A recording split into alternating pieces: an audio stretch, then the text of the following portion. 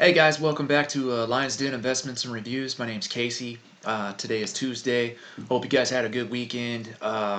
Getting down to things today, I just want to cover some technical analysis real quick. We're going to go over a few different articles that I captured here in regards to banks being required to use cryptos.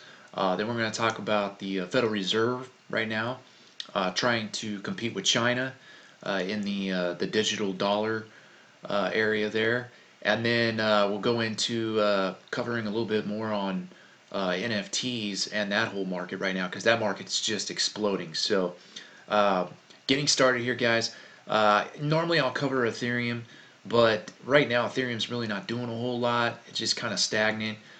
We don't really know where it's going to go, up or down right now. We're standing at about $1,554.75. Um, there is still a downtrend on Ethereum right now. We did break outside resistance, but I'm waiting for this crossover here on Ethereum to happen, especially when you look at the MACD crossover, and so I'm waiting for the crossover. It's just not. I mean, it's not doing a whole lot. There's not a lot of volume there. Not too exciting. So I'd rather cover some projects like Theta, for instance. Theta, guys, if you're not familiar with Theta, look into it. You can go to thetatoken.org. That is their website. You can look up their project from there, or you can go to academyofcrypto.com, which is my website. I'll leave a link in the description below.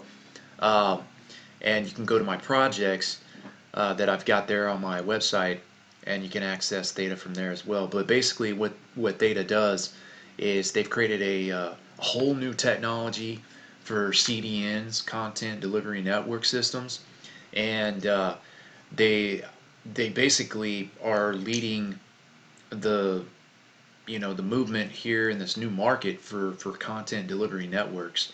They went ahead and patented the technology because they're basically one of a kind. They're the first to do what they're doing. Um, they started out with gaming, and then they moved over from there into this content delivery network system that they have in blockchain, which allows them to offload a lot of the data center bandwidth that a lot of these big telecom giants like AT&T and Verizon, Netflix, YouTube, companies like that are having a problem with because live streaming video and being able to um, can maintain the bandwidth that it takes for their user base in order to keep that going and expanding without the streaming of live video slowing down. That's a huge problem, and Theta solves that for them. So right now, Theta has actually been hitting all-time new highs. Okay, we back here in oh gosh, it was about February 19th and February 20th. We went all the way up to $3.96. We made this huge, massive run up from back here in December, where we were down under a dollar. Okay, just back in December 22nd, we were under a dollar, and then we ran all the way up to about 395, 396. Came back down, took a dip, and now we're heading back up again. Uh, TFuel is the other one that is associated with Theta. Okay, TFuel is basically the native currency to the Theta blockchain. Okay, so when I say native currency, think of it like Ether. The gas inside of Ethereum. That's the native currency for Ethereum there. So it's the same concept. TFuel is the currency for Theta. Theta would be like your ATM. Okay, and you can stake. Right now you can stake Theta, and they're getting ready to stake TFuel as well. There's going to be a coin burn on TFuel here coming up. So the supply of TFuel is going to decrease as demand increases because in order for these big tech companies to integrate with Theta, they have to buy TFuel essentially. Okay, and that helps integrate them into the Theta blockchain. So there's going to be in the in the future, I would say there's going to be a high demand and a bid basically going on between corporations for TFuel. because it reduced their costs from a data center perspective when they offload bandwidth onto this distributed ledger technology network, um, which would help them save money when it comes to, trying to centralize, maintain, and manage the networks they already have. So it's huge technology, huge, you know, groundbreaking tech stuff that's, in my opinion, it's up there with Ethereum. Um, when it comes to like the birth of the Internet 2.0. And we'll talk about that here in a minute too, because that kind of ties into uh, things that are happening right now in the market, uh, especially with Ethereum. Okay, so moving forward here, here's another article I caught from CNBC. Uh, Guys, if you don't think that, if you don't actually, let me go to this one, this article here. Sorry, I was getting ahead of myself. Um, if you don't think that, this bull run's just getting started, um, you need to look at the macroeconomics of what's going on right now. And one of the articles that I want to show you here is where they're talking about banks being required to work with cryptos, e-money, CBDCs to basically survive. Okay, so banks. Here's the beautiful thing about this. A lot of people don't understand this when it comes to investing in blockchain tech and cryptos. They think that, you know, because the traditional system's been around so long, that the only way that cryptos can survive is if cryptos go to the banks. And actually, it's the exact opposite. Banks have to go to these guys. They don't have a choice. Okay, and this is just more evidence of that.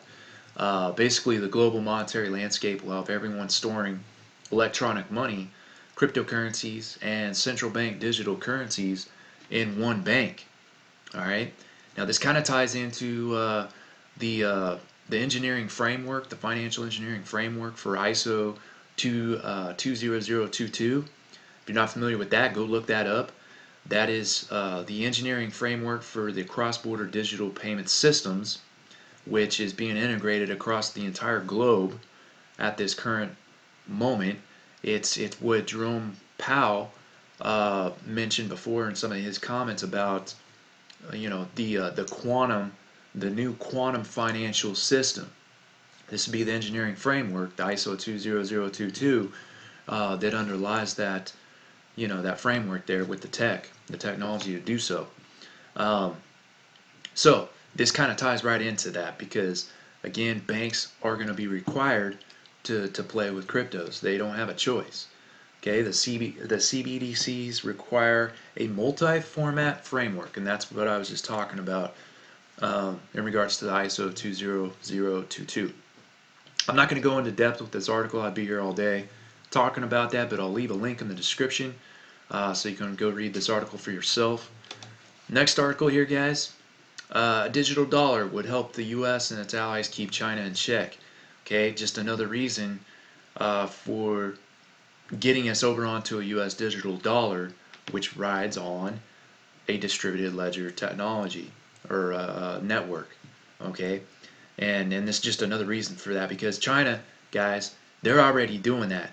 Okay, they've had 2 test pilots already on the digital yuan, both being a huge success in their country, and yeah, we got to catch up with them. Okay, we're playing catch up. That's not good. That's not a good thing for here for the U.S.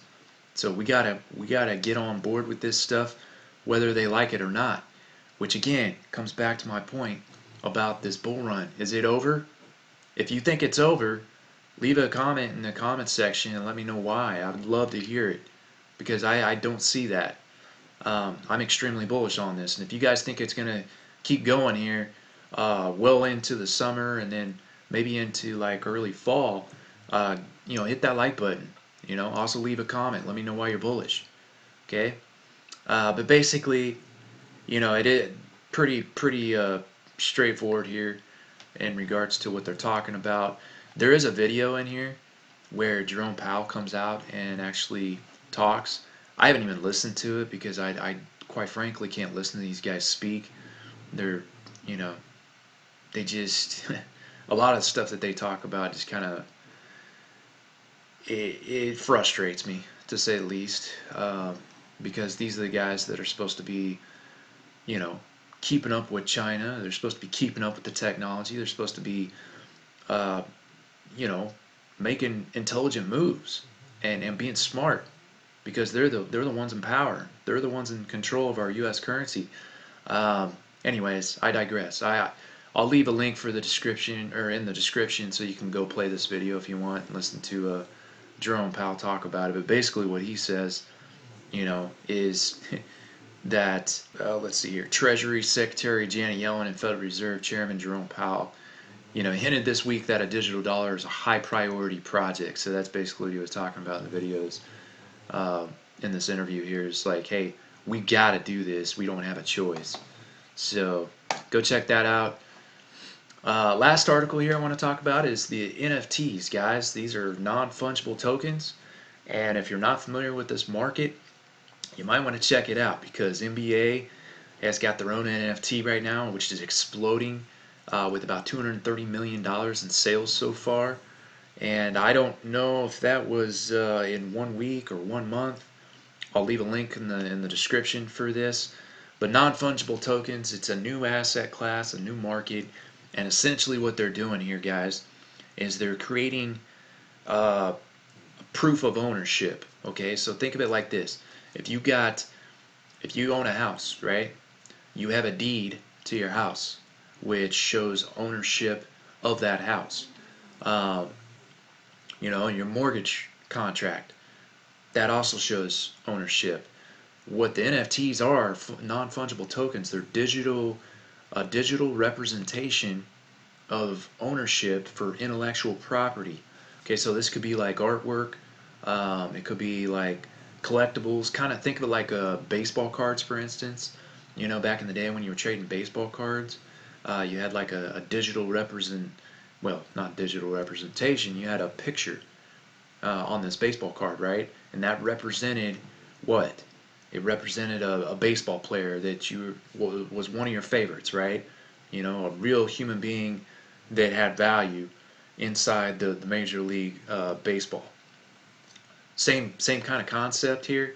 So you got a digital token, right? And this digital token could be in the form of artwork. It could be a picture of, say, like this bottle of water, for instance. It could be a picture of this hat, right? And that digital token actually represents the picture of it, which is on the blockchain, represents this real hat. So you could buy, if you wanted to, you could buy that digital token with a picture of the hat, okay? And when you make that purchase, the person who's behind that digital token and created that digital token could then, if they want to, send you the physical hat, you know, and then you own that physical hat, and you've got a digital NFT token which shows ownership of that hat. So that's kind of the concept behind non-fungible tokens, um, and that's just one option. Okay, so if you create a non-fungible token, which I'll show you in a minute where you can go to do that, if you were to create a non-fungible token, you don't necessarily have to do that. You could just create digital artwork, okay? So there doesn't necessarily have to be like a physical object that it represents, but that's the whole concept behind it. That's why they ended up creating this and doing this. And guys, this market is limitless. Like as far as the possibilities and the potential that it has moving into the future. But that's NFTs. I'll leave a link for this too, because NBA Top Shots, basically what they do, guys, is they go in and, from what I'm getting, from articles that I'm reading and just hearing what people are saying, NBA Top Shots is one of the biggest markets with tens of thousands of dollars in sales reported just in the last hour, according to Crypto Slam data. Now, of course, this article is a little bit old, so it wasn't in the last hour because that was February 28th. We're now on March 2nd, but yeah, that's a lot of money in 1 hour. And the NBA is basically, what they're doing is they're putting these tokens out there, and they show like highlights, of like the week's top players in the NBA making the best shots.